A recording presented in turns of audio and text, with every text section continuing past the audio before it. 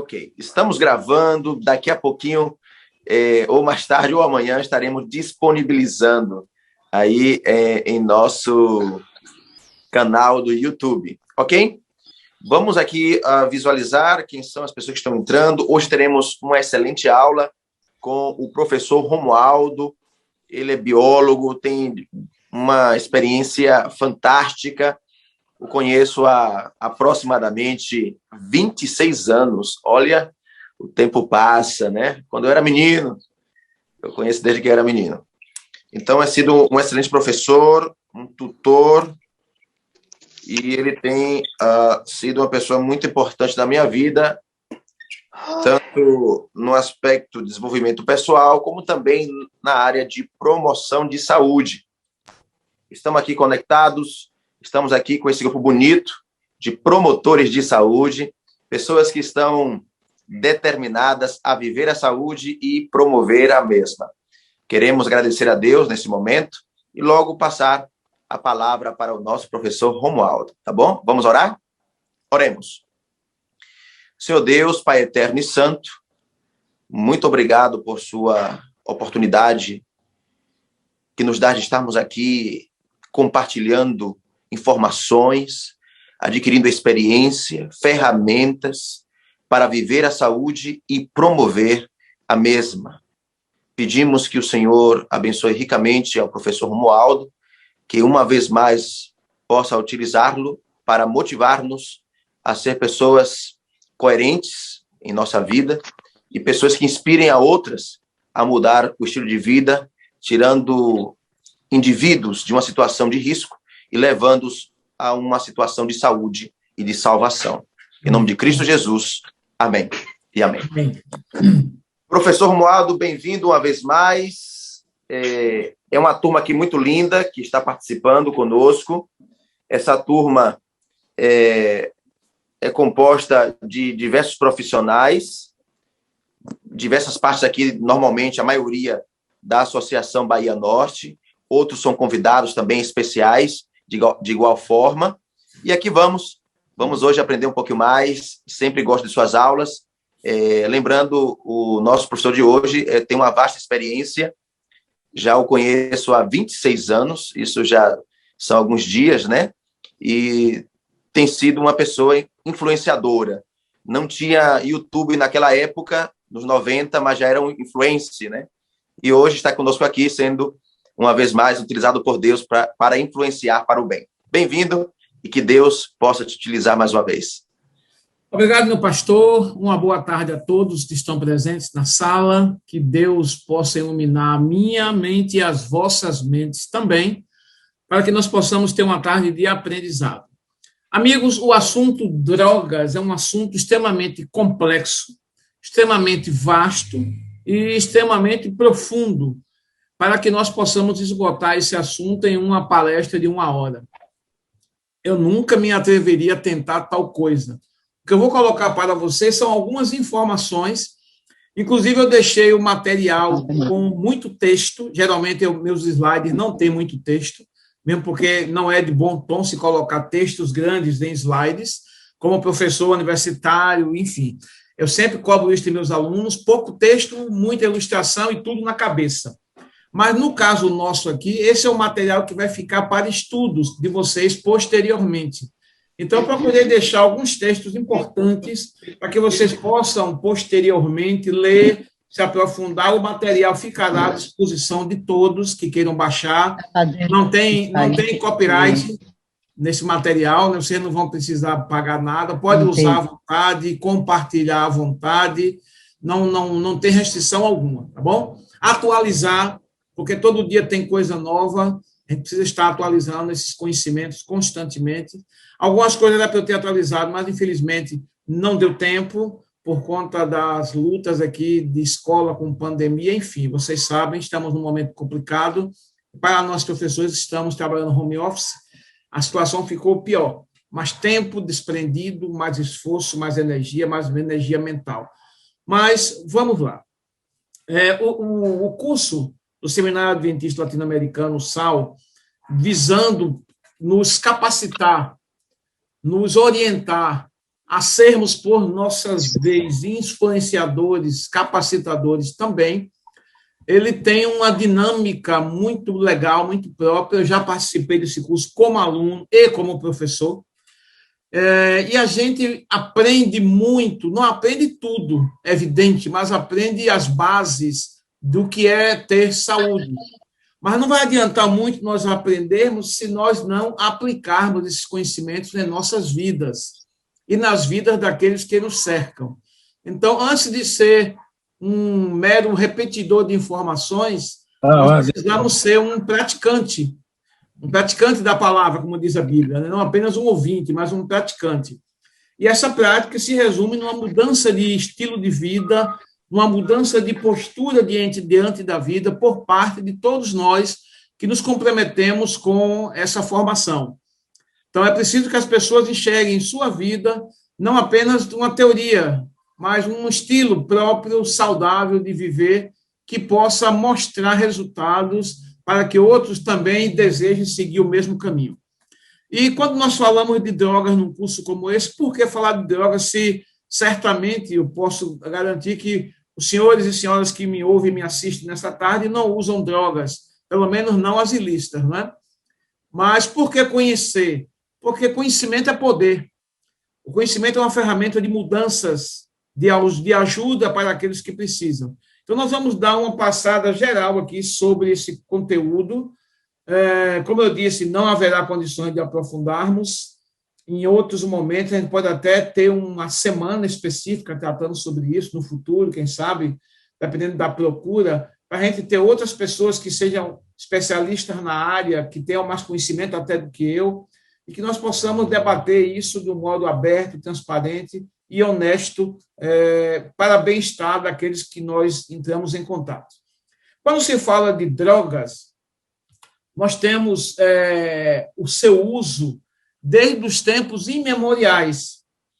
Os desenhos rupestres em cavernas mostram que aqueles seres mais antigos do nosso planeta, eles já faziam uso de substâncias que alteram o sistema nervoso central, que a gente chama de SNC. Tá? O sistema nervoso central, ele tem o comando, né? Podemos falar assim, o comando do nosso corpo. Dizia que desde a pré-história, o ser humano ele usa substâncias que alteram o funcionamento do sistema nervoso central. Com que objetivos? Obviamente que as primeiras experiências, segundo os desenhos rupestres nos mostram, era como uma forma de se tratar, de se medicar.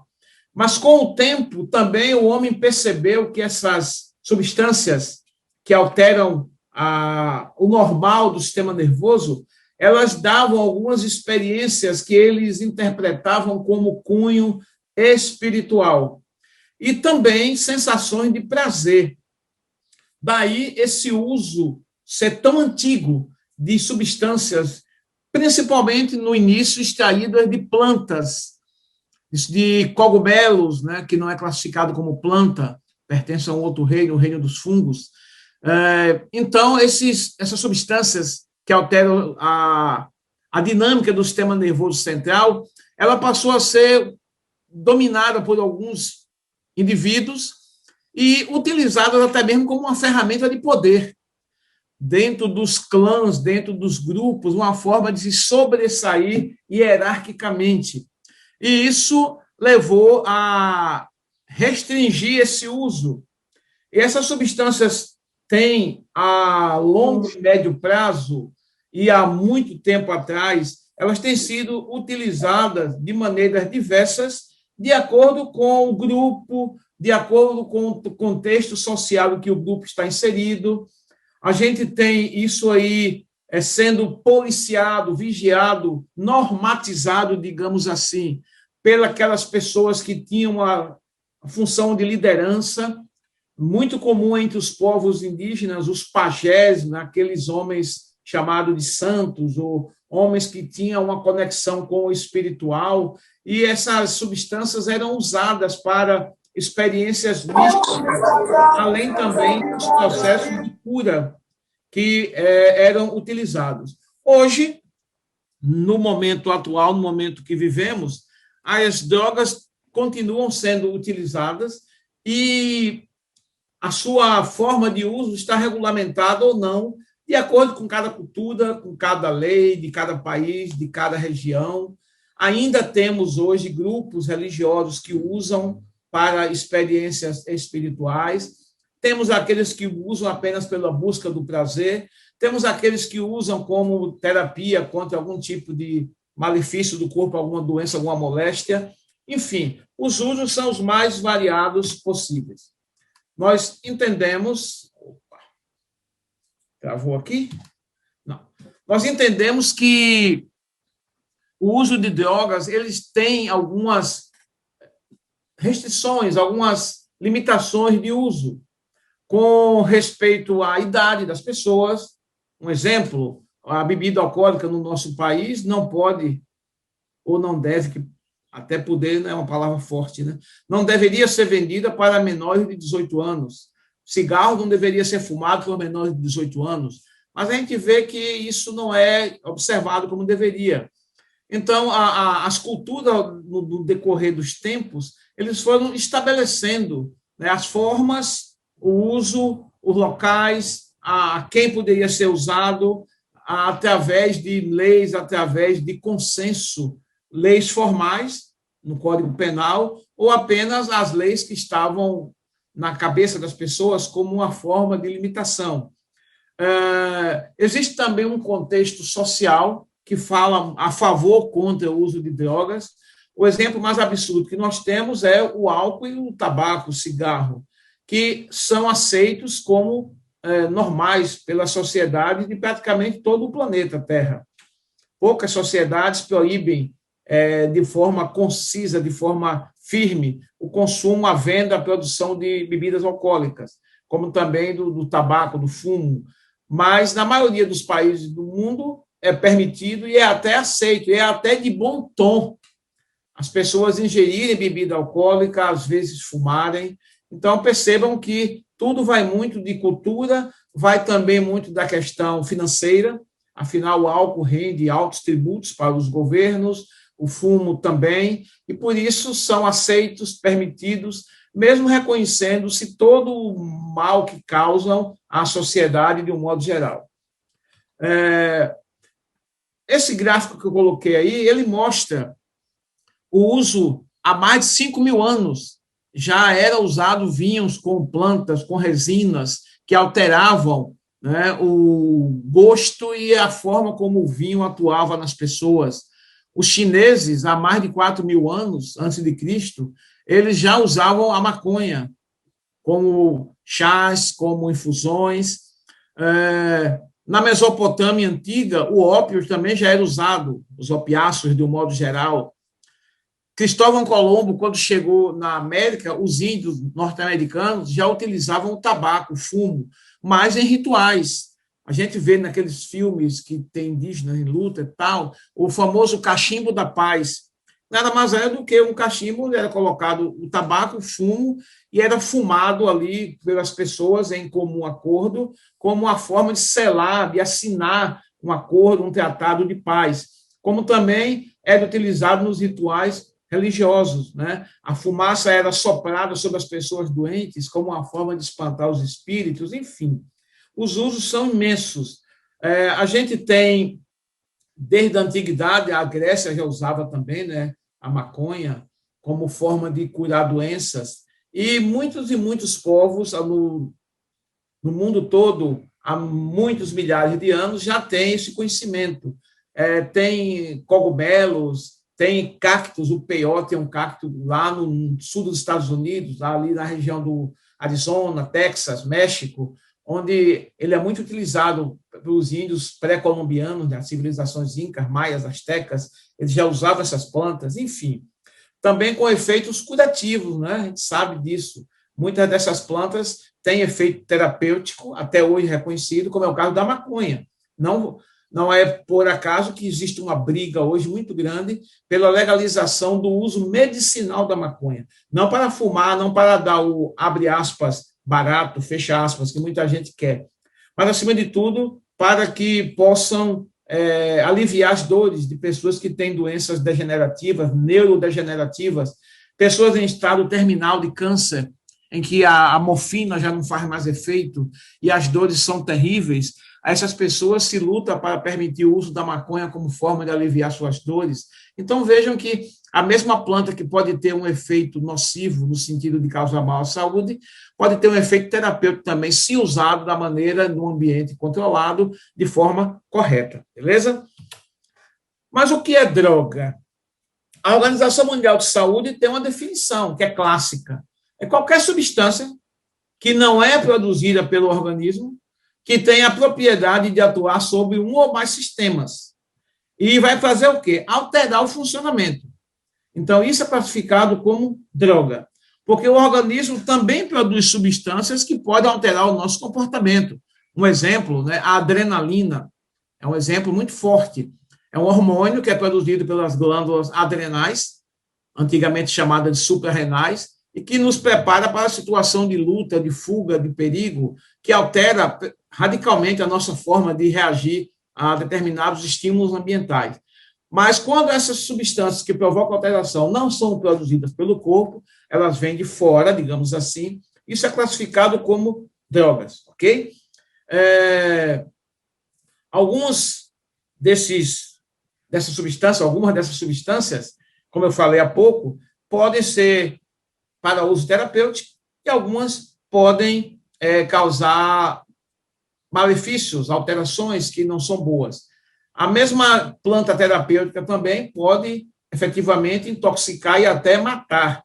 É uma coisa que eu sempre chamo a atenção das pessoas.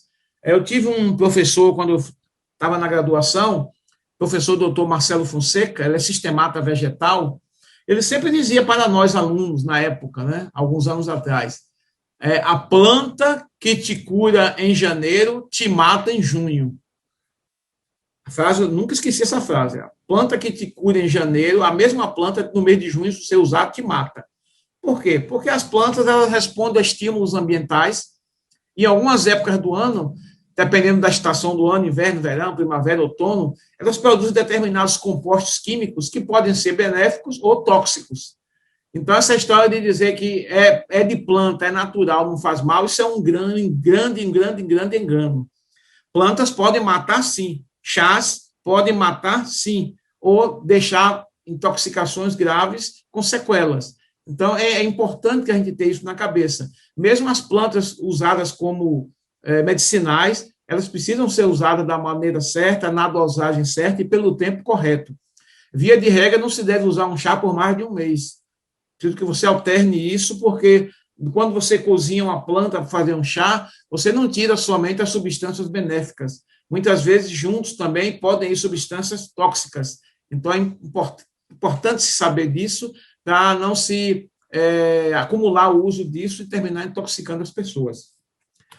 Amigos, as principais drogas usadas para alterar o funcionamento do nosso cérebro são conhecidas como substâncias psicoativas.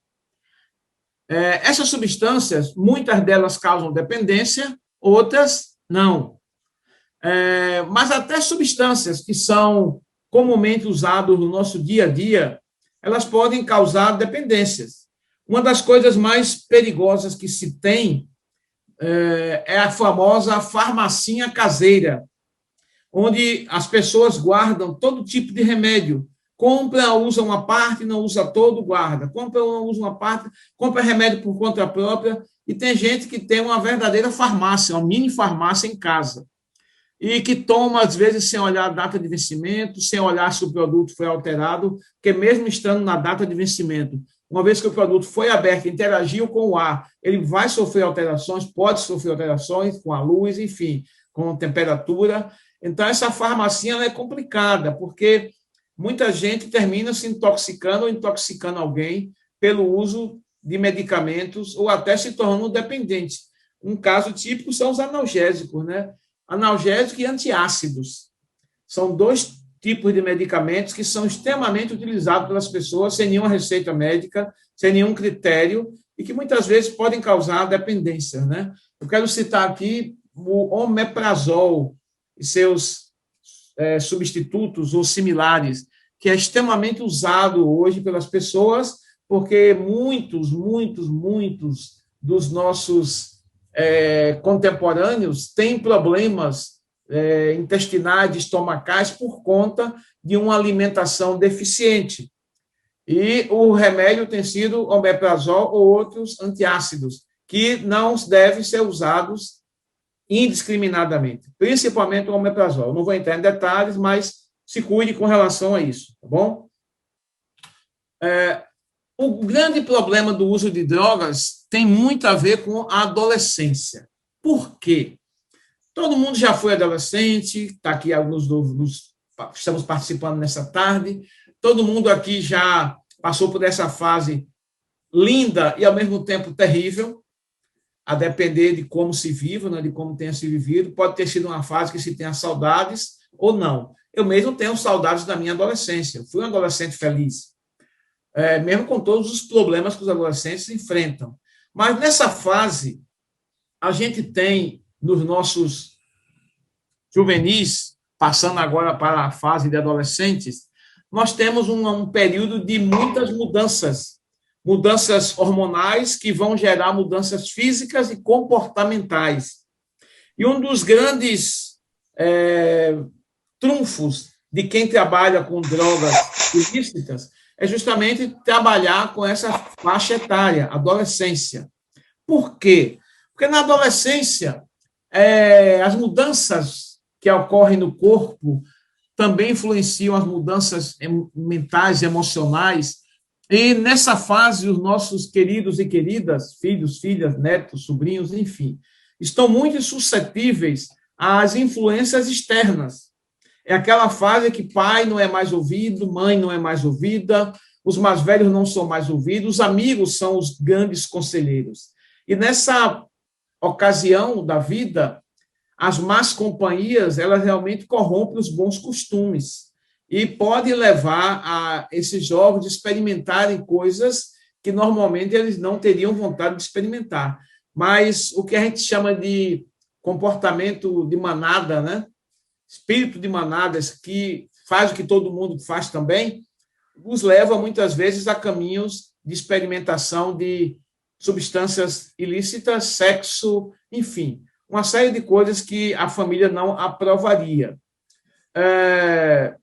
Por ser um período em que se experimenta muita coisa, inclusive o pessoal da própria igreja, é uma questão que não é tratada, ao meu ver, é minha modesta opinião, que essa questão não é tratada como deveria, infelizmente, pelas igrejas. Não estou falando só da adventista, estou falando de igrejas evangélicas, católicas, enfim. Os grupos religiosos, com algumas exceções, não tratam essa questão como deveria. Um certo tabu em falar de drogas, de sexo, e os adolescentes terminam aprendendo com os colegas, com os amigos, porque não tem uma boa influência. Eu lembro-me bem como líder master avançado de desbravadores, fui coordenador, fui diretor, fui tudo em clube de desbravadores e sou ainda. A gente tem no clube de aventureiros, depois de desbravadores, e nos bons clubes de jovens, uma salvaguarda contra essas tentações. Mas onde não há um trabalho de base, um trabalho sério, um trabalho honesto, de diálogo, de confiança, mas somente de proibições, a gente não tem muito sucesso com isso, né? E os adolescentes terminam sendo levados pelos amigos, amigas, namorados, namoradas, a experimentar coisas que não vão fazê-los muito felizes. Entre elas estão as drogas. A gente vê aí nessa imagem que o grupo impõe uma pressão muito grande e todo mundo deseja ser aceito no grupo. O adolescente ele se sente muito deslocado no meio dos adultos, então ele procura um outro grupo da sua faixa etária. E se ele não tem na igreja, na comunidade, na escola, grupos que possam recebê-lo, possam orientá-lo nas suas escolhas, abrir a sua mente para a vida, ele forçosamente irá se parar em um grupo como alguns desses que vocês estão enxergando aí na ilustração. Irá começar a experimentar as bebidas, o cigarro, as drogas, o sexo e outros comportamentos como o vandalismo, enfim, uma série de comportamentos que vão causar infelicidade para ele mesmo e para a família e para a sociedade como um todo. Então, a gente precisa estar atento a essa faixa etária da nossa população, da nossa comunidade, da nossa família. Honestidade é a base de tudo. Pais que criam filhos sendo honestos nas suas interações, nas suas conversas, abrindo-se para o diálogo e não para a recriminação, para a repreensão pura e simples, esses pais conseguem ter mais sucesso nessa fase de adolescência, porque os meninos terminam tendo confiança, e meninas também, e se abrindo mais. Mas é complicado para os pais, é complicado para eles, e é complicado especialmente para a família. Existe uma pesquisa, essa pesquisa foi feita em 2016, portanto, vamos fazer 5 anos. Pesquisa no Brasil é uma coisa muito complicada, né? Demora-se muito para fazer, quando se faz, muitas vezes não é da maneira como deveria, mas foi feita essa pesquisa em 2015, que se preocupou em verificar a saúde do aluno, do escolar. E nessa pesquisa, o IBGE apontou que 9% dos estudantes já experimentaram maconha ou outra droga ilícita. Vejam, não é que 9% sejam usuários constantes. Está dizendo que já teve experiência, já experimentou. O consumo atual de maconha foi declarado em 2016 em quase 5%, né, por parte dos meninos e quase 4% por parte das meninas. E o consumo de maconha naquele ano estava em torno de 46%. Então, veja que é um percentual extremamente alto. Por que isso? Porque é uma droga relativamente barata, fácil de conseguir e muito utilizada nos grupos. Daí a gente vai para a classificação dessas drogas. Nós temos as chamadas drogas lícitas e as drogas ilícitas, onde nós temos aí essa diferenciação. O que são as drogas lícitas? São aquelas que, por lei, podem ser produzidas e comercializadas e consumidas sem restrições em qualquer ambiente pelas pessoas, né? Existem algumas que têm algumas restrições, como aquelas famosas tarjas pretas, né? Que precisa de uma receita especial, a receita fica retida e por aí vai. Mas algumas são vendidas abertamente sem receitas e as pessoas usam. A bebida alcoólica, como eu já falei, o tabaco, proibido para as menores, mas que a gente vê cada vez mais meninos e meninas na adolescência ou pré-adolescência utilizando. Inclusive crianças. Só para eu ter um controle. Pastor Abraão, está me ouvindo bem? Eu não fico só olhando para a tela, não sei se estão me ouvindo ou não. Sim, querido, está excelente o áudio. Pronto, beleza. Então, continuando. Nós temos pais, pasmem os senhores e senhoras, coisa que eu já vi. Ninguém me contou, eu vi. Pais que levam filhos de 1 ano, 2 anos, 5 anos para os bares da vida e que, inclusive, dão cerveja para a criança experimentar. Eu já vi isso. Passando, eu vi o pai dando, já não foi uma vez só, não o mesmo pai, é óbvio, mas outros grupos, dando cerveja para os guris tomarem. Aí, quando o menino bebe achando que é refrigerante, e faz aquela cara feia porque a cerveja amarga, e todo mundo acha aquilo engraçado. Mas ninguém lembra que o guri absorveu ali um percentual de álcool naquele gole de cerveja. E o uso dessas bebidas pelos pais também incentivam os filhos. O que é que eles entendem? A bebida é algo que dá prazer, porque os momentos que eu passo divertido com minha família é à mesa de um bar. Então, há uma associação imediata entre a bebida e as sensações prazerosas vividas naquele momento, onde ele toma um refrigerante, que é doce, e açúcar também vicia, onde ele come um pastel, um tira-gosto, junto com o pai, um churrasco. Então, na mente da criança, começa a associar. Prazer só advém através da bebida, do cigarro. E isso é um grande perigo. É uma coisa que deveria ser fiscalizada pelas nossas autoridades. Pais que levam filhos para ambientes de uso de bebida alcoólica deveriam ser penalizados pela lei.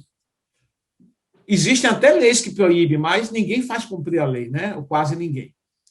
As drogas lícitas, álcool, estimulantes, ansiolíticos, e hoje os ansiolíticos são vendidos abundantemente. Todo mundo hoje tem estresse, está ansioso e toma isso aí como se bebe água. o cigarro, a cola de sapateiro, solventes, enfim. Essas substâncias são vendidas sem nenhuma restrição, com exceção dos remédios tarja preta, mas mesmo esses são vendidos sem receita. A gente sabe que são. Os donos de farmácia conhecem maneiras de burlar a lei e os remédios são vendidos, assim como também os antibióticos. As drogas ilícitas, o nome já está dizendo, são aquelas que a lei proíbe a comercialização, a produção e a venda e o uso, mas que são produzidas, são comercializadas e são vendidas à revelia da lei. As ações das drogas no sistema nervoso central são três principais. Nós classificamos aqui as drogas chamadas de depressoras, estimulantes e perturbadoras da atividade mental.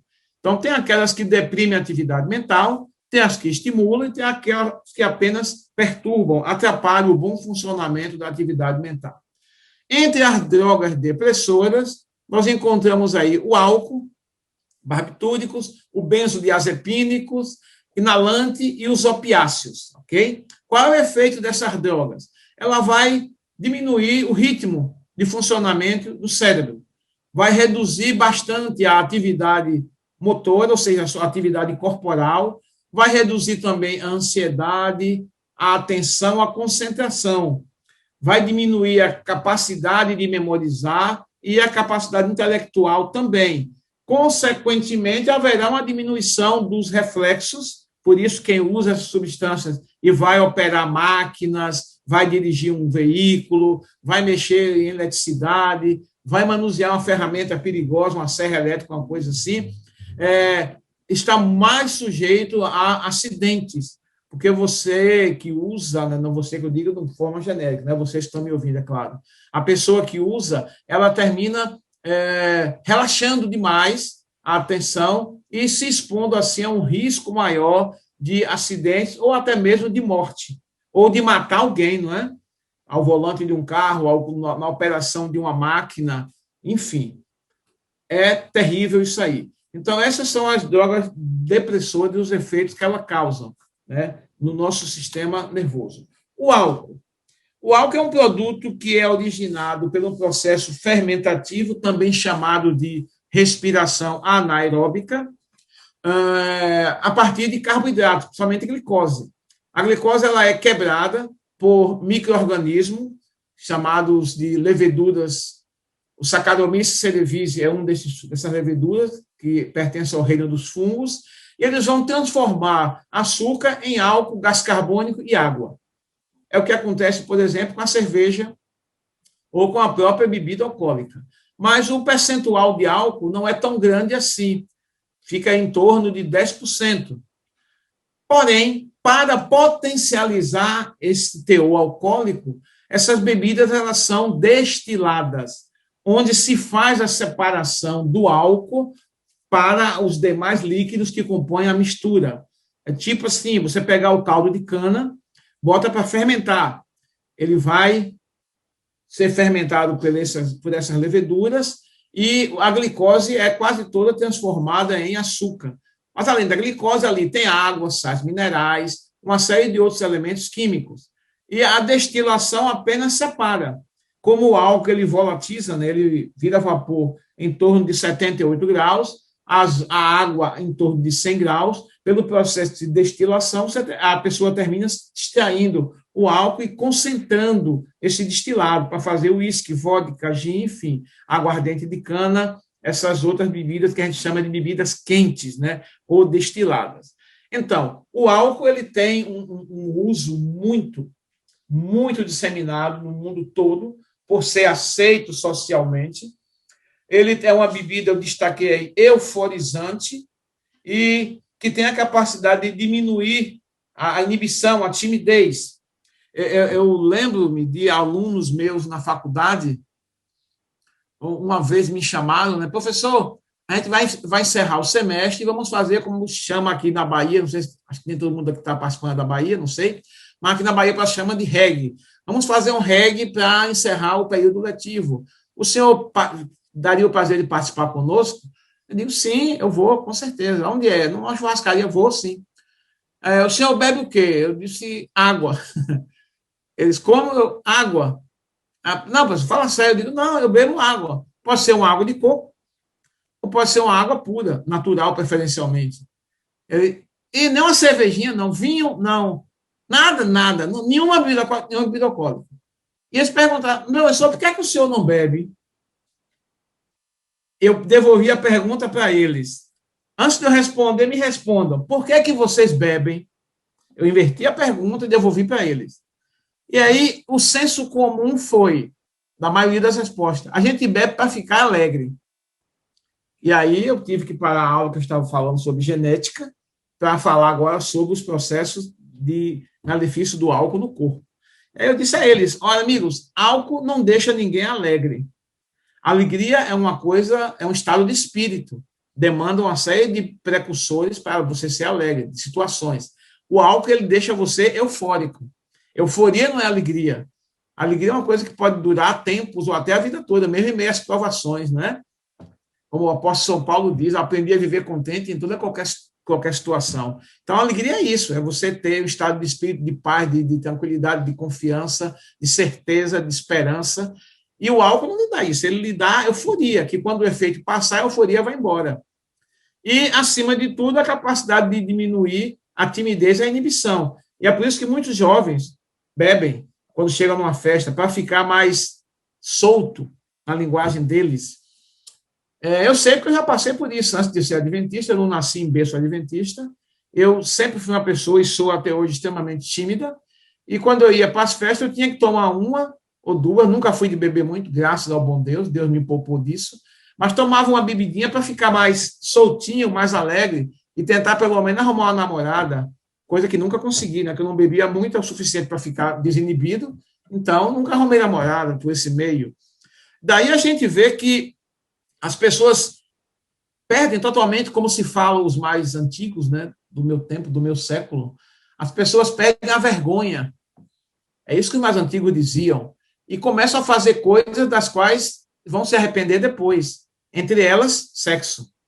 Meninas que perdem a virgindade, que pegam doenças sexualmente transmissíveis, né, ou infecções, como é chamado hoje, ISTs, infecções sexualmente transmissíveis, que engravidam por conta de perder totalmente a inibição por conta do uso de bebida alcoólica. Então, o álcool, ele realmente causa muitos malefícios, muitas tragédias, muitos acidentes, muitos crimes. Os crimes violentos nas periferias das cidades estão sempre associados ao uso de álcool ou drogas, ou pelo controle do tráfico de drogas. Então, a gente vê que é uma substância realmente muito perigosa. E, inclusive, a gente tem médicos, não sei se tem algum médico aqui no grupo, mas vocês, se tiver, sabem disso, que muitos médicos dão um péssimo exemplo, inclusive incentivam de que o corpo precisa de álcool. Amigos, o corpo não precisa de álcool, tá? O corpo precisa de alimentação saudável e água para se desintoxicar, para funcionar bem. Pega uma célula, bota ela dentro do álcool, vê se ela fica viva. Não fica. Então, pura conversa fiada para vender. Lobby das indústrias.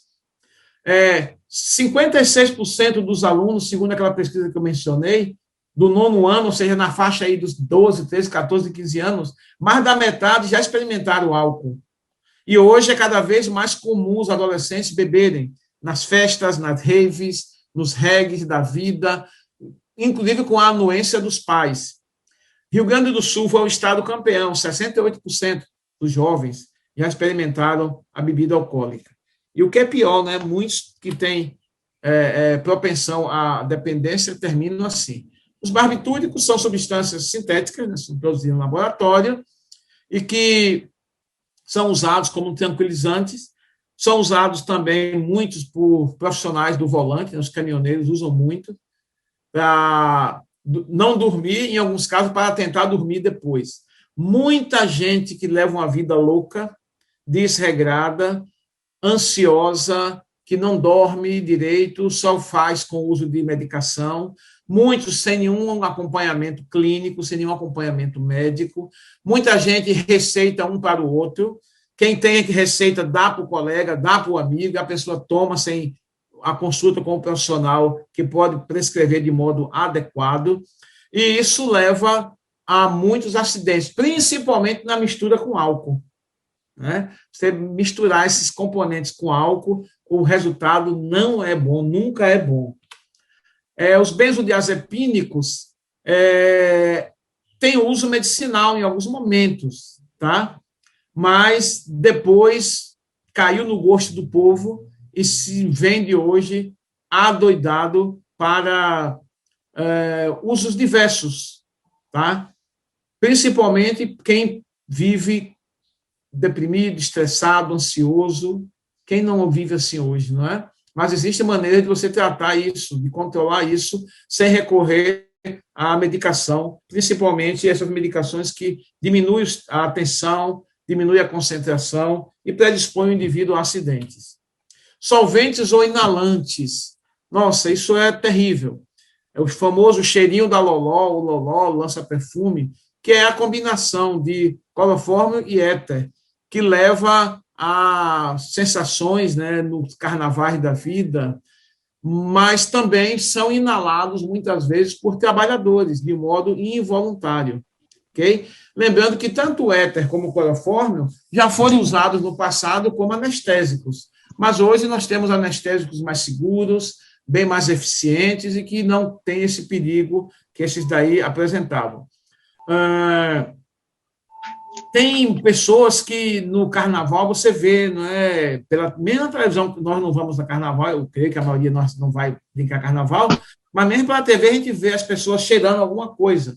É isso aí, né? Embebeda um lenço, né? Embebe um lenço com esses produtos, né? O éter e o clorofórmio, e inalam aquilo ali profundamente, não sabendo o prejuízo que isso causa, principalmente a morte de neurônios, né? Que aí, nesse caso, se torna um mal irreversível, uma vez que neurônios destruídos, bem pouco se repõem. Sabemos hoje que o cérebro é bem plástico e alguns neurônios são repostos. Já se sabe disso hoje, mas não todos. Além das lesões no fígado, uma vez que tudo que a gente inala, forçosamente vai passar pelo fígado e pelos rins. E aí o mal está feito, né? O fígado já tem um trabalho pesado de lidar com as substâncias tóxicas que o nosso próprio corpo produz. E a gente ainda sobrecarrega ele com produtos que vão causar mal. Essa é uma cena muito comum nas grandes cidades, né? Os moradores de rua inalando aí cola de sapateiro ou solventes, que vão aliviar por um tempo as sensações angustiantes que essas pessoas vivem. Os opioides são aqueles que são extraídos ou modificados a partir da papoula, que é uma flor que cresce principalmente lá no Oriente Médio. Tem algumas utilizações medicinais, como a morfina, no caso de pessoas que têm dores crônicas, né, a morfina é utilizada. A heroína, não com esse final, embora no passado tenha sido usada também com finalidade médica. E a codeína ela é muito usada como antitussígeno em xaropes, né? Mas, não sei hoje, mas no meu tempo de adolescente, era muito comum os adolescentes, eu nunca fiz isso, mas meus colegas faziam, roubar o frasco de xarope da casa, né, da farmácia da casa, para tomar em doses altas, não aquela colher de chá ou de sopa que a receita prescreve, mas tomar em grandes quantidades por causa da codeína, né, que dava um barato assim na cabeça e o pessoal usava. Então, eles têm, como no caso da morfina, ação analgésica e no caso da codeína, vai inibir o reflexo da tosse. Então, quem está tossindo muito, o xarope ele vai aliviar aquela tosse. Mas tem efeitos colaterais, né?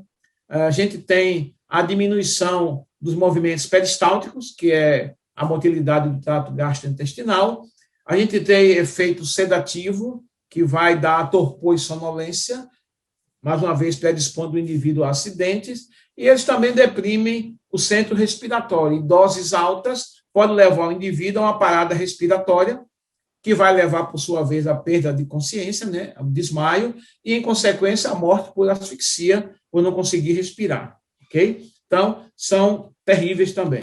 Aí vocês têm a ilustração, a flor é essa daí, após a queda das pedras, esse bulbo tem esse látex, a gente chama de leite, né, que vai ser tirado, processado, e daí se faz tanto a heroína como o ópio. que é fumado, né? Até hoje no Oriente Médio é muito comum as pessoas fumarem naqueles narguilé, né? O nome que chama, o ópio como drogas.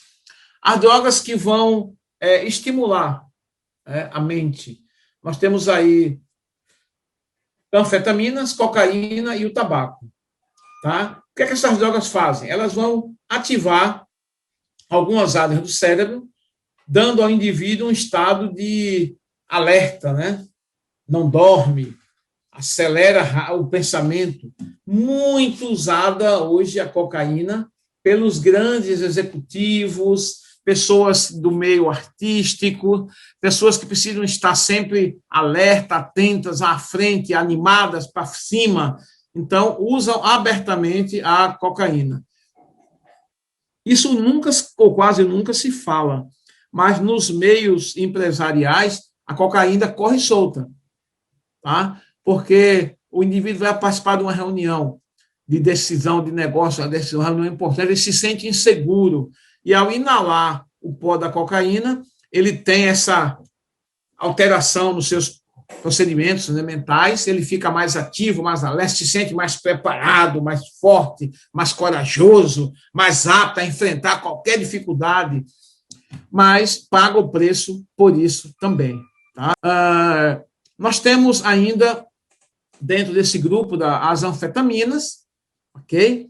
Vai liberar alguns neurotransmissores, como a dopamina, a noradrenalina, e esse efeito faz diminuir o sono, também o apetite, sensação de energia, de não se cansar, não é? O indivíduo trabalha 24, 48 horas, não dorme, e não tem aquela característica apática, né? Ele está sempre aceso, mas vejam os efeitos: dilatação da pupila, taquicardia, elevação da pressão arterial. Com o contínuo usar, o indivíduo vai ficando irritado, agressivo, e pode começar até a ter delírios, aquela mania de perseguição, né?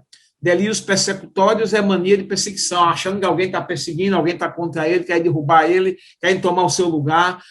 Chega ao nível de alucinações e convulsões, nas formas mais graves e mais profundas. A cocaína, todo mundo já ouviu falar, extraída de uma planta que cresce aqui na América do Sul, de um modo geral. Dessa planta se colhe as folhas são processadas, se extrai um pó, que é o cloridrato de cocaína, que é aquele pó branco que pode ser aspirado ou pode ser injetado na veia, né, diluído em água ou outro líquido qualquer. E também o resíduo do processo gera uma pasta base, que é chamada crack, né, a pedra de crack, que é misturada com bicarbonato, com solventes e outras substâncias mais, que vão dar a ela um efeito devastador no organismo. Tá? A cocaína ela tem a propriedade de anestesiar localmente, e já foi usada como anestésico, mas isso é do passado, hoje não se usa mais. Inclusive, quando vocês assistem filme, que o traficante pega assim um pouquinho de cocaína e bota na ponta da língua, é para sentir se adormece a língua ou não é para sentir o gosto, para sentir se adormece, porque aí vê que é o grau, quanto mais adormecer, maior será o grau de impureza da droga, né? E aí a gente tem uma ação no sistema nervoso central que parece com das anfetaminas, mas atua também, além dos outros que eu já falei, sobre a serotonina. Então, gente, vejam que essas drogas, elas está a forma de usar, né, diluída em pó, aspirada ou, muitas vezes, fumada, como é o caso do crack. Tá? Então, a cocaína ela vai dar essas sensações de poder, de excitação, hiperatividade, não deixa a pessoa dormir, também inibe o apetite, aparentemente acaba com o cansaço, mas o resultado depois é devastador, porque o fato do corpo não se sentir cansado não quer dizer que ele não esteja precisando de descanso. Percebem? É uma sensação falsa, induzida pela droga. O indivíduo ele precisa dormir, ele precisa comer, ele precisa descansar, mas a droga dá essa sensação falsa. Não tem necessidade, não precisa, e ele está lá, o super-homem, né? Tem um tio de uma amiga minha, que é carreteiro, ele trabalhava, já está aposentado, ele trabalhava transportando produtos químicos do polo petroquímico de Camaçari para o polo petroquímico de Cubatão, em São Paulo. E é um tipo de produto que eles não podem parar. Eles têm que dirigir daqui de Camaçari até São Paulo, só para abastecer em alguns pontos pré-determinados, e é o tempo todo, que o produto não pode ficar no tanque da carreta tomando sol por longo tempo. O ideal seria o quê? Ter 2 ou 3 motoristas para ir revezando. Mas as empresas, para economizar, deixam o motorista só, eles também ganham mais, né, por levar, como diz, levar direto, e aí que eles começam a usar cocaína, anfetaminas, para não dormir, para não sentir o cansaço. Mas quando o efeito da droga passa, ele pode dormir instantaneamente ao volante. E é isso que muitas vezes causa acidentes, né? Mata pessoas, carretas viram. Esse tio dessa minha amiga, ele lembra que ele estava chegando lá na área onde tem a represa Billings, lá em São Paulo, né? Ela é cortada pela BR. A BR é por cima da represa. Ele diz que lembra quando chegou no alto da montanha e viu a estrada que desce, atravessa a represa e sobe de novo. Quando ele deu por si, ele já estava no topo, do outro lado. Atravessou a pista em cima da represa toda, dormindo. Acordou já lá em cima, quando a carreta começou a pedir marcha, né? Engasgar, soluçar, como diz o povo. Ele tomou susto e acordou. Milagre de Deus que ele não tombou a carreta dentro da represa e teria morrido, com certeza. Então, é isso que a droga causa, né? Essa sensação falsa que, quando passa, pode ser devastador. Além disso, com o tempo, o indivíduo vai pagar por isso, né? No caso de crack mesmo, a dependência que se cria muito rápido. Algumas pessoas, basta uma semana de uso e já estão dependentes do crack. Algumas levam mais tempo, mas o efeito é muito devastador. Uma coisa que eu não falei é que o crack, gente, ele tem uma ação muito mais rápida, tá? Porque é fumado. É em torno de 5 a 8 segundos para chegar ao cérebro. Já a cocaína aspirada pelo nariz ou injetada na veia, ela demora para chegar mais. Então, o crack é uma bomba mesmo, tá? As drogas perturbadoras da atividade mental é o que está na moda aí, né? A maconha, os alucinógenos, como LSD, êxtase, os anticolinérgicos, que são substâncias vendidas nas raves, nas festas, festa de filhinho de papai, né? De gente que tem certa condição financeira, porque não são drogas baratas, mas tem aqueles que vivem disso, de comercializar, né? Nas festas.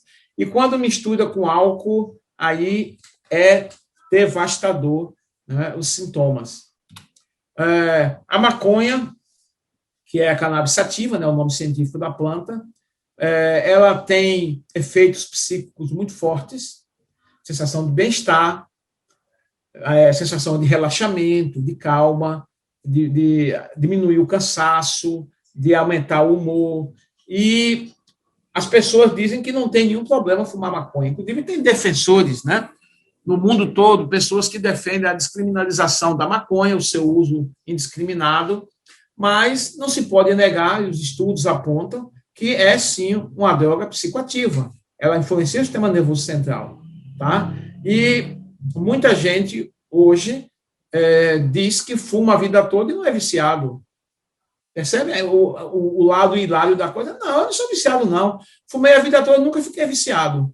Então, é uma coisa louca, né? Um paradoxo total. Os efeitos podem ser agudos ou crônicos, né? O crônico vai atuar um tempo maior.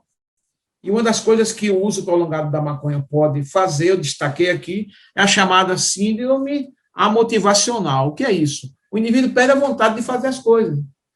Fica ali apático, né? Lerdão, com a cara para cima, não tem vontade de estudar, não tem vontade de trabalhar, não tem vontade de tomar banho, não tem vontade de namorar. A vida perde a graça. E muitos terminam se suicidando, né? Ainda tem isso aí.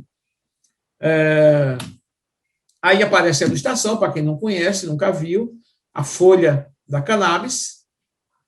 Lembra um pouco a folha da alfazema, né? Inclusive, eu já vi a galera pegando a folha da alfazema, que é a lavanda, né? lavândula dentata, a lavanda brasileira, pegando a folha para secar e fumar, achando que é maconha. Mas não, a maconha ela tem alguma diferença com relação à flor da alfazema, da lavândula dentata. E aí você vê o que eles chamam de baseado, né? Já é as folhas, flores, talos secos e sendo enrolados para serem fumados. Repito, em algumas clínicas, já hoje em alguns países do mundo, essa prática é usada de modo controlado para as pessoas que sofrem de dores crônicas provenientes de doenças crônicas e ou terminais. Os alucinógenos são aqueles que alteram a percepção e levam o indivíduo a ter alucinações, delírios, né?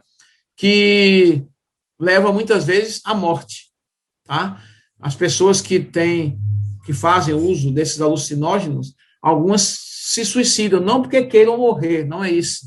É uma questão de fuga, tá? Eles se sentem perseguidos e se jogam de um prédio, se jogam na frente de um carro, enfim. Eu tenho um amigo meu, eu não vou entrar em detalhes que alguém pode conhecer, que graças a Deus hoje é um servo do Senhor,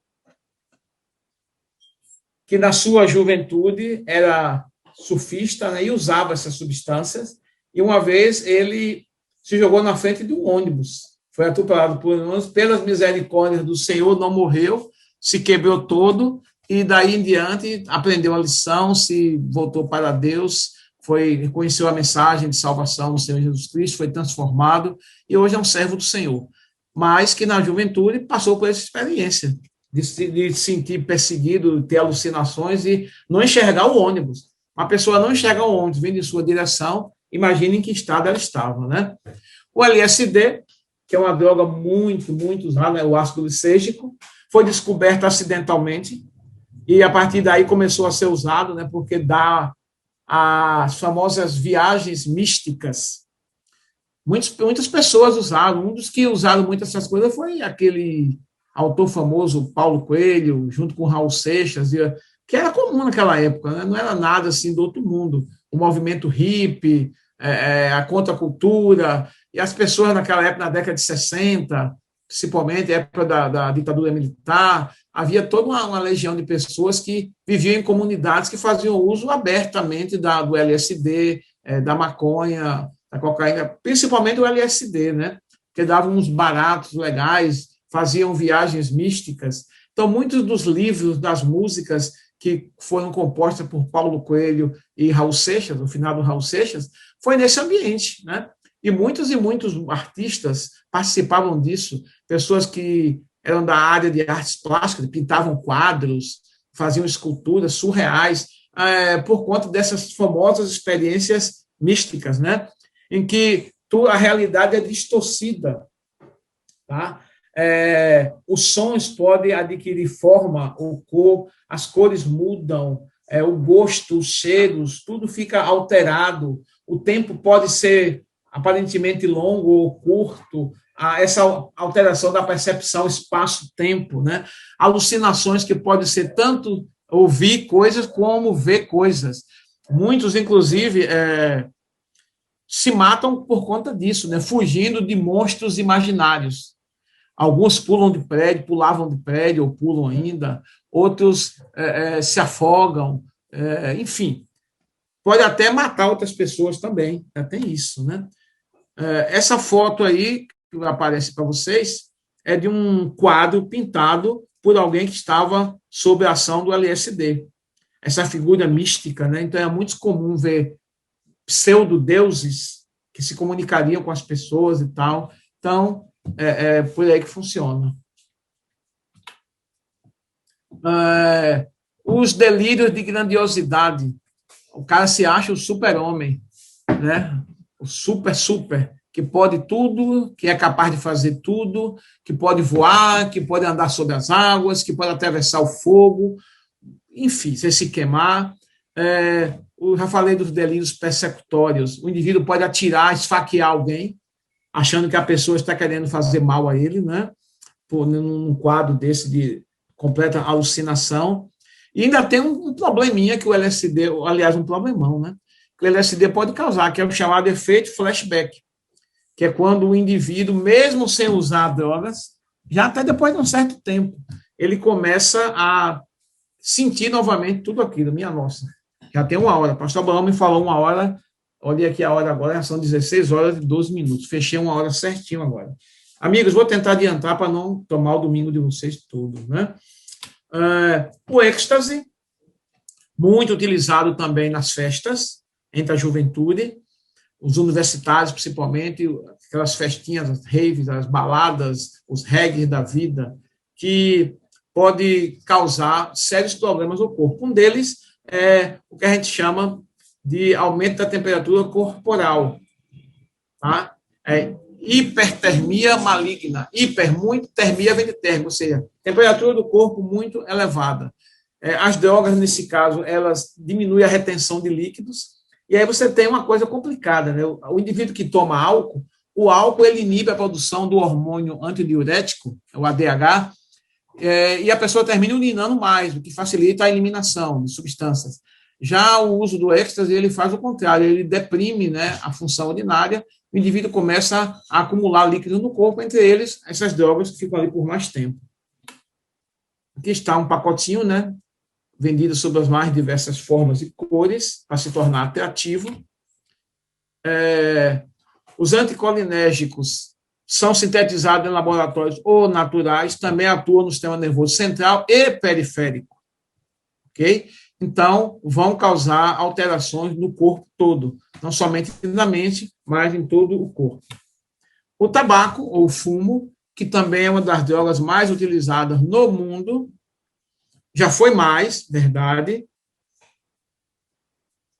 diante das campanhas que estão feitas, as lutas por aqueles que não querem ter seus pulmões contaminados, a proibição do uso em lugares fechados, em lugares públicos. Em alguns países, até nas praças é proibido fumar, o indivíduo só pode fumar em casa. Algumas empresas têm os chamados fumódromos, salas especiais onde os fumantes saem para fumar, para não empestear o ar daqueles que estão ao seu redor.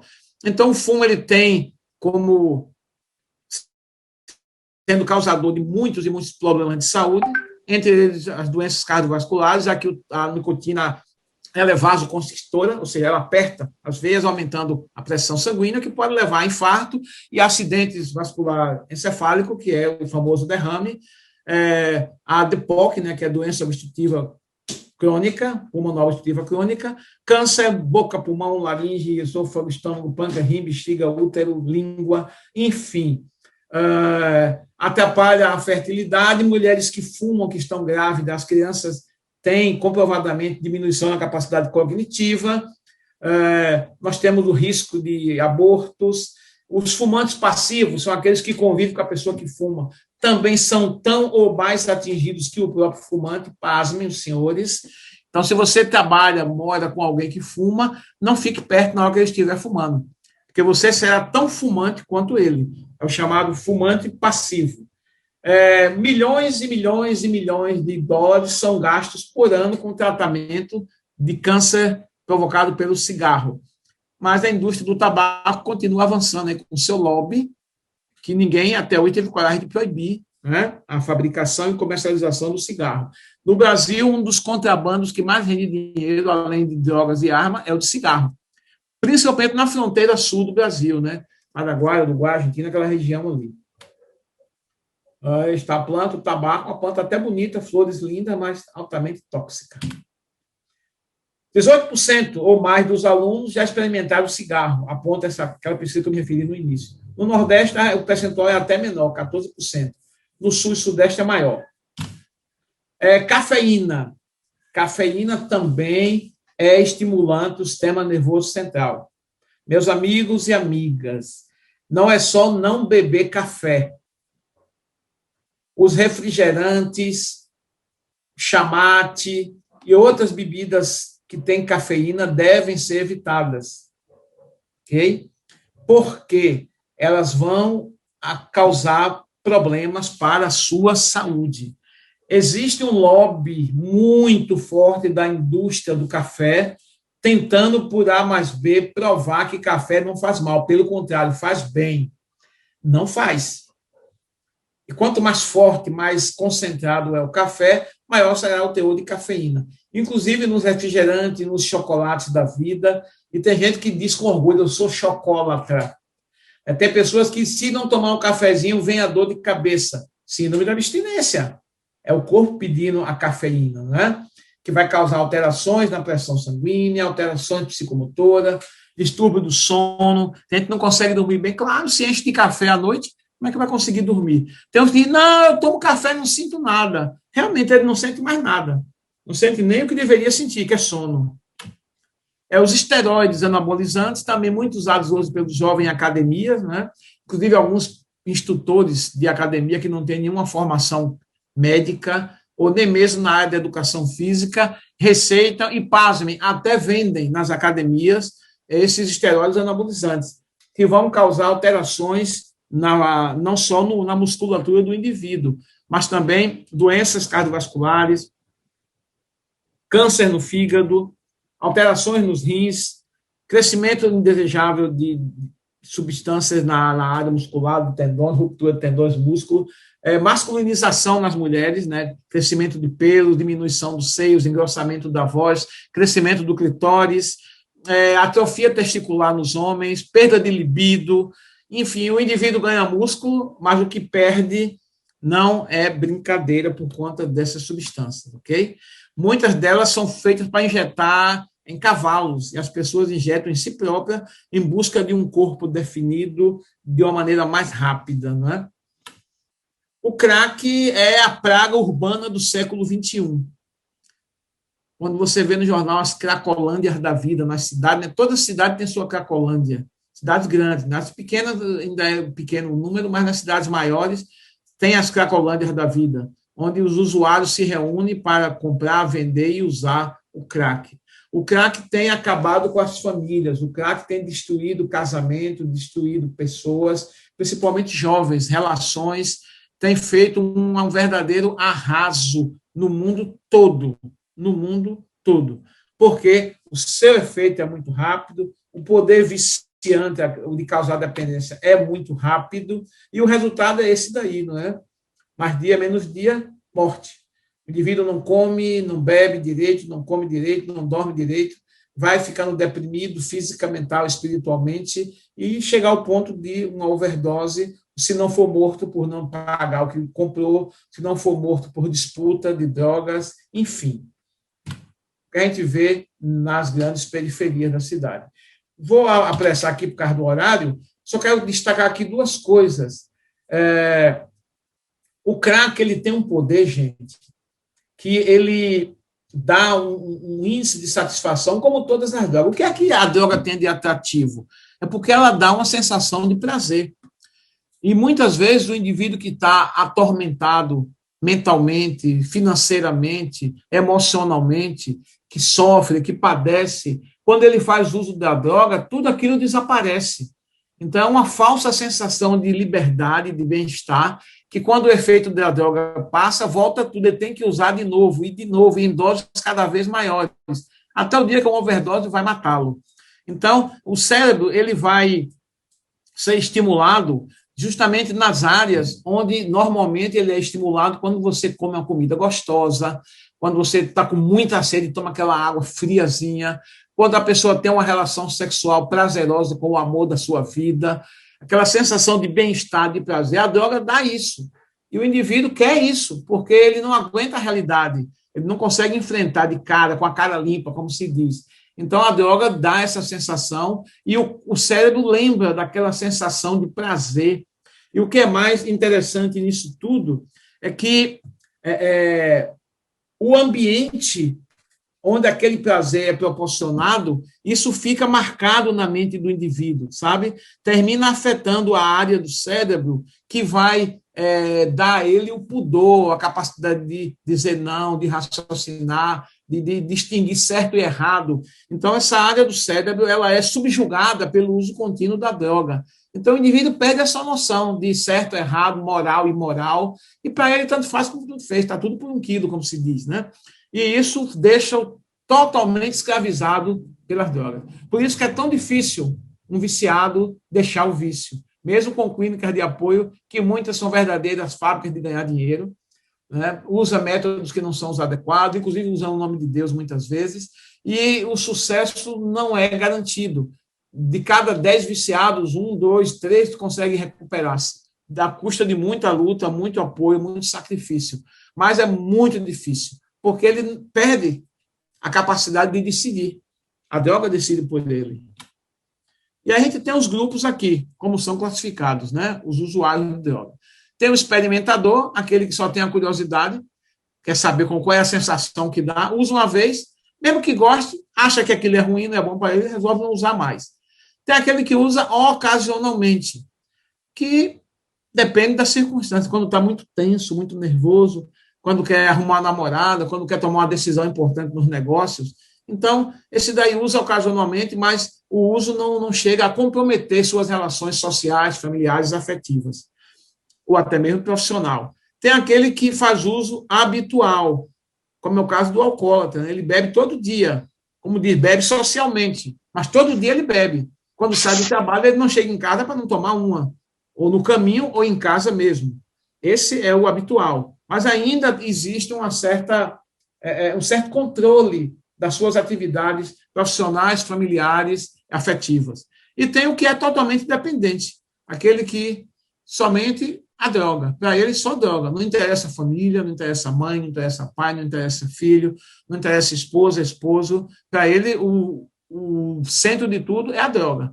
Tomou, usou, passou efeito, tomar de novo. Não tem dinheiro para comprar, roubo. Não posso roubar, mato. Não posso matar, trafico. E alguma coisa eu tenho que fazer para ter a minha droga, né? Isso vale para qualquer droga, inclusive para o álcool.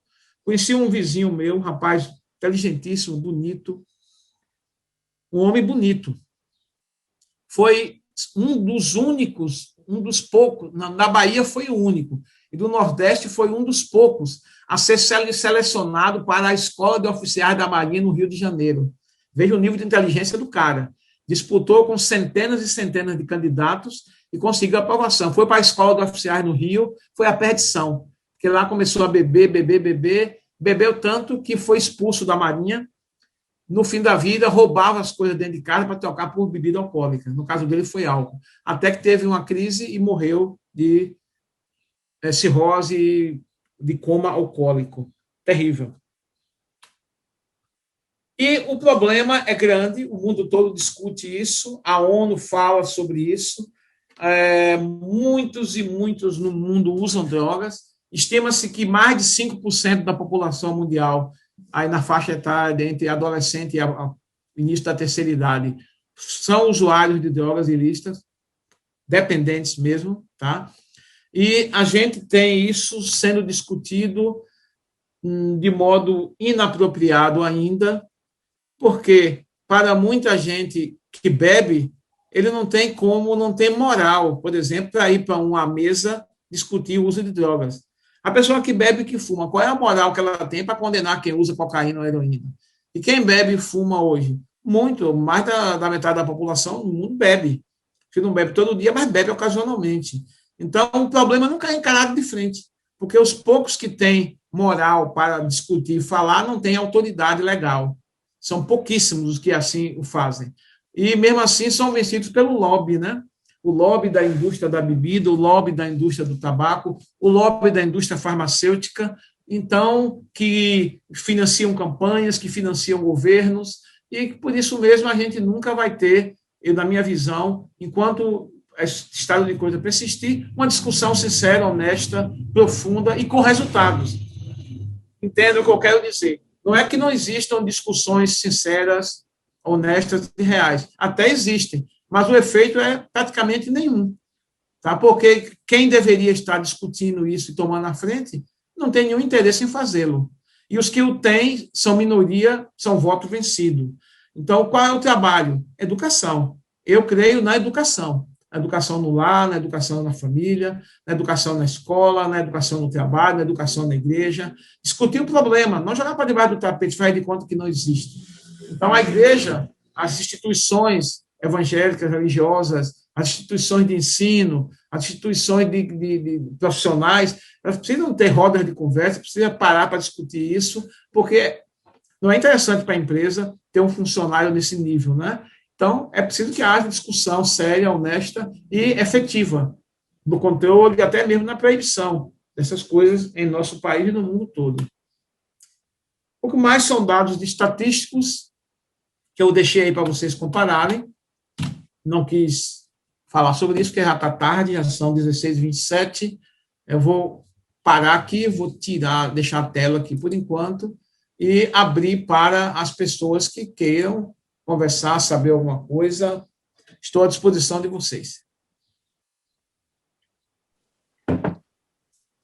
Muito obrigado, professor Romualdo. Que bom, agora fica mais claro, né, sobre como orientar preventivamente a meus jovens, né, de maneira coerente, de maneira bem científica.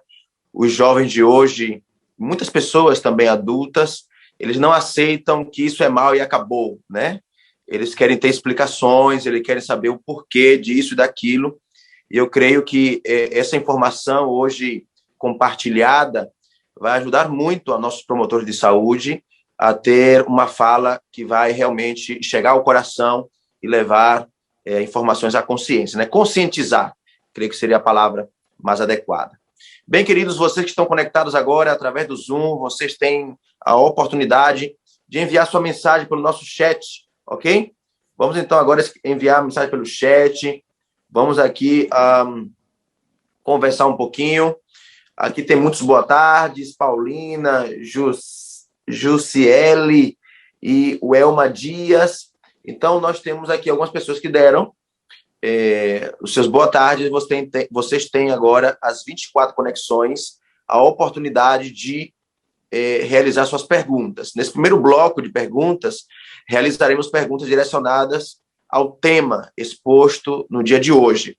Tem uma pequena dúvida, né? Houve algum artigo nos Estados Unidos levantado sobre o álcool. O nosso professor hoje falou sobre a destilação, não é isso mesmo? Sim. A destilação, que você acaba tirando algumas substâncias, entre outras coisas. E fez uma afirmação de que nós não necessitamos do álcool no organismo. Quando você mencionou isso, estava se referindo ao álcool destilado, ou o álcool na sua composição original, ou na fermentação natural de alguma fruta, ou algo semelhante? Vejam, a produção de álcool, como eu disse, não existe na natureza por si só. O álcool ele só é produzido a partir da quebra da glicose, que é um carboidrato simples, né? Um carboidrato bem mais simples, que é o que a gente mais usa. É um monossacarídeo, classificado assim cientificamente. Então, as leveduras, o mais conhecido é o levedo de cerveja, né? Que o nome científico é o Saccharomyces cerevisiae. Essa levedura, ela transforma a glicose em álcool. Então, ali no líquido que foi colocado o suco da uva, ou a cevada e o milho cozidos, ou o caldo da cana, enfim, onde tiver açúcar, essas leveduras atuam fermentando, produzindo o álcool, ok? Mas no caso do vinho, da cerveja, do próprio caldo da cana, da garapa da cana, ali não tem somente álcool. O teor de álcool é relativamente pequeno. Como eu falei, fica em torno aí de 8 a 10, 12%, dependendo do tempo que as leveduras têm ou da quantidade de açúcar. Para concentrar esse álcool, é feito o processo de destilação, que é a separação do álcool do restante daquele líquido. Como isso é conseguido? A partir do ponto de evaporação do álcool. Nós sabemos, aprendemos isso na escola, que a água evapora a 100 graus, em pressão atmosférica normal, nível do mar. O álcool, pelo contrário, ele evapora a 78 graus. Então, o processo de destilação consiste em aquecer esse caldo, que tem água, sais minerais, uma série de outros elementos químicos, bagaço da cana, do suco da uva, aquecer isso até em torno de 80 graus. Nesse caso, os outros líquidos não vão evaporar, mas o álcool evapora. Aí ele é condensado, volta ao estado líquido, e aí a gente tem o álcool, né, que é o etanol, que vai ser usado para fabricar N coisas, inclusive combustíveis. Esse é o álcool. Porém, o nosso corpo, em determinadas circunstâncias, o nosso corpo também produz álcool, não o corpo em si, mas micro-organismos que fazem parte da nossa biota intestinal, da nossa flora intestinal. Nos Estados Unidos, foi relatado um caso bem interessante de uma senhora que foi multada por estar dirigindo alcoolizada. Ela foi parada no trânsito, se colocou o bafômetro nela e viu que ela tinha um teor de álcool no sangue bem maior do que a legislação permite. E ela foi autuada, compareceu a juízo para responder, como é comum nos Estados Unidos, né? Foi ao juiz para responder e ser sentenciada. E ela, a muito custo, conseguiu provar que ela não tinha tomado álcool. E um cientista se interessou pelo caso e mostrou ao juiz que, no caso dela, é um caso raro, o corpo dela produz álcool, as bactérias, né, os levedos que vivem no corpo dela, conseguem produzir álcool em grande quantidade, ao ponto de migrar para a corrente sanguínea e ficar parecendo que ela ingeriu bebida alcoólica. Então, o nosso corpo tem essa condição de produzir álcool, sim, às vezes produz em pequena quantidade, que dá aquela sonolência, tal, mas o nosso corpo, efetivamente, não precisa ingerir álcool externamente. Ou seja, uma bebida alcoólica, uma bebida fermentada, não há necessidade. O vinho é uma bebida fermentada, a cerveja é uma bebida fermentada, o champanhe, o espumante, e o uísque, gin, cachaça, vodka, são bebidas destiladas, onde a concentração do álcool aumentou. Professor, nós utilizávamos biotônico, Fontoura, né, aquela Scott, e que tem um pouco tinha um teor de álcool que alguns crentes gostavam, né, de tomar mais isso do que outras coisas. Inclusive também... desculpe, pode falar. Não, pode falar, eu que interrompi. Inclusive não, também...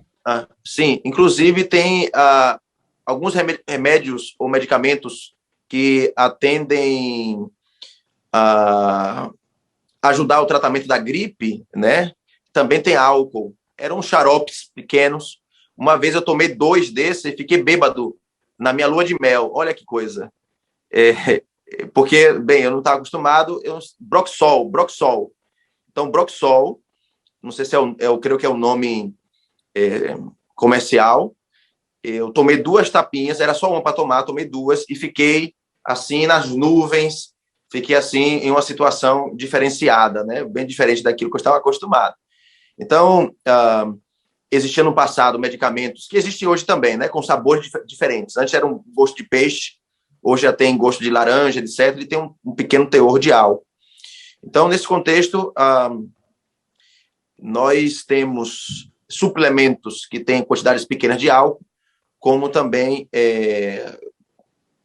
elementos que vêm carregados de álcools, que são conhecidos como alimentos ou coisas que poderiam trazer benefício. Na sua fala, isso, então, poderia ser questionável, é isso? Sim, a função do álcool no biotônico, como em algumas outras preparações, digamos, terapêuticas, é de conservante. Não que ele vá ter alguma ação em si benéfica ao corpo, mas é apenas uma maneira de conservar aquele produto, ok? No caso do biotônico Fontoura, a propriedade curativa, digamos, estava nas ervas pela qual o biotônico é preparado. Eu estou dizendo isso porque lá na universidade nós chegamos a preparar algumas vezes, como eu falei, aquele professor doutor Marcelo, nós preparamos alguns tônicos e algumas medicações para uso tópico, não é nem para ingerir, à base de aroeira, cajueiro bravo e algumas plantas da flora brasileira que têm efeitos terapêuticos comprovados. E nós usávamos o álcool de cereais como conservante. Na faculdade, nós preparávamos tônicos e o álcool de cereais era usado, ou o álcool comum, apenas para não deixar a mistura estragar. Então, ele era um conservante. Mas ele em si mesmo não tinha efeito terapêutico nenhum.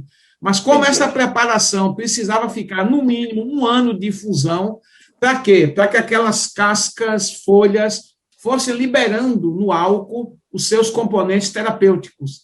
Se deixasse água, o que iria acontecer? Iria apodrecer. Então, o álcool ele era um conservante, mas não em si mesmo a questão, o efeito terapêutico em si. É o caso do biotônico e de outros produtos mais. Repito, nosso corpo não precisa de álcool. Excelente. Então, agora, aquela cachaçinha que eu tomava antes, já vou deixar. Pode deixar que não faz bem, não. Brincadeira, viu, pessoal, que está assistindo aí. Mas, mas tem irmãos que têm essa crença, olha, tem que ter um pouquinho de álcool, né, para dilatar as veias, vou tomar um pouquinho de vinho para que possa melhorar a circulação, entre outras coisas, né? Sim, o vinho, existe essa ideia de que o vinho ele tem a propriedade de atuar no sistema cardiovascular. Não é exatamente o vinho, mas sim uma substância que está presente na casca da uva escura, né, o Resveratrol, se eu não estou enganado, o nome é esse, que ele pode ser tomado, inclusive em cápsula, em pó, em lojas de produtos naturais, você acha, já separado ele, sem o álcool, o vinho. O suco de uva puro integral, não com conservantes, também tem isso, tem essa mesma substância. O vinho é apenas uma parte que tem, a outra é álcool, então não é interessante para se tomar. Você pode ter o mesmo efeito do cálice de vinho tomando um copo de suco de uva puro, sem conservantes, sem adoçantes. Excelente, excelente. Meu professor, deixa eu ver aqui nosso chat, deixa eu ver aqui o que as pessoas agregam e o que elas estão falando. E creio que você tem acesso aí, né, a algumas falas. A fala da Paulina diz, aula muito importante, gostei muito. A Aldenice, boa tarde, palestra excelente. Jussiele, ótima aula. Gislene, a aula foi muito proveitosa e eu aprendi coisas que não sabia, né, sobre alguns efeitos das drogas, excelente também. Boa tarde, excelente. Essa aula está excelente, amei, parabéns. Parabéns pela aula, também menciona, Lorival, muito bom. E eu também, né, reafirmo a fala dos meus colegas, que foi excelente. Já tinha participado dessa aula em outro momento, né, na primeira promoção de saúde aqui na Bahia. Essa aula vem... alguém pergunta aqui, vamos receber material? Sim, vai receber material, viu, Lorival? Claro, já vem nessa segunda etapa com alguns tópicos, né, alguns detalhes adicionais. Também tivemos hoje a oportunidade de fazer essas perguntas que são importantes, né, enfatizando o álcool, que é uma droga mais comum, né, mais comercializada em nosso meio. Diversos bares estão aí legalizados para poder transmitir. No álcool, a diferença do cigarro, não tem nada que vem ali no rótulo dizendo você vai ter problema ou você vai morrer disso, do outro. Já o cigarro, colocaram nossa legislação, né, obrigou a colocar os efeitos do cigarro, que são diversos, e então a gente começa a perceber de que existem ali esse lobby, né, inclusive até no mundo eclesiástico, de que sim, tem que ter um pouquinho de álcool para ter saúde, né? E aí percebemos hoje de maneira bem sistematizada e por uma pessoa que é autoridade, um biólogo, que tem estudado, tem se interessado em trazer informações oportunas, a necessidade de ter uma consciência na administração de drogas, né, drogas lícitas ou aquelas que podem ser comercializadas.